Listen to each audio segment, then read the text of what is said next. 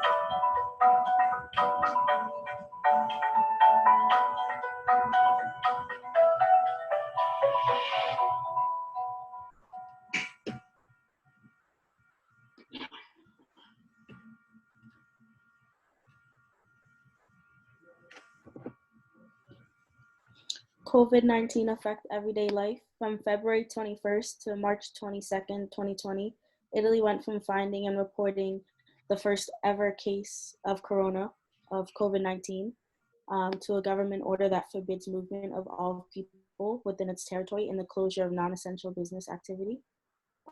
Italy had a lockdown. No one was allowed to leave their house, go anywhere. If you did, you had to have a valid reason. There were sanitary measures. You had to wear gloves or a mask. Italy has been in lockdown since February. the restrictions are now going to a stop. They're still on lockdown, but the guidelines are different. Um, the hardest part about being on the lockdown was a lot of people were dying, but they weren't allowed to attend funerals. Next is how it affected the economy. Because nobody could go anywhere, it just kind of stopped or it went to a standstill. The country experienced a 160% debt increase because of this, because nobody could go anywhere, no one could buy anything. And the EU did try to help along with the central bank. They did try to buy bonds and other such things to try and help the economy, just to help it slowly get better. And they will be one of the slowest to recover due to the fact that they haven't seen anything like this since World War II. Italy's recovery, they still have a long way to go, of course, but they do have testing on command. So when you're driving to work, they can stop you and immediately test you whether or not you're one of those people that show no symptoms, just in case. They have to abide, even though the restrictions are getting slower, they do have to abide by the 6-foot rule. And they also have to, restaurants and cafes also have to abide by the 6-foot rule, and also have to keep in mind that they can only be available for takeout. To sum everything up, COVID had affected us all, of course, but Italy was one of the worst countries to get infected. Although every country and everyone obviously was affected individually, there have been 30,000 deaths alone in Italy and or more climbing every day. There was a 4-month lockdown that they experienced. Schools and businesses had to close, and from even this point, schools are closed indefinitely until everything gets better. The economy is upside down, but they are on the road to recovery and trying to make it as seamless as possible.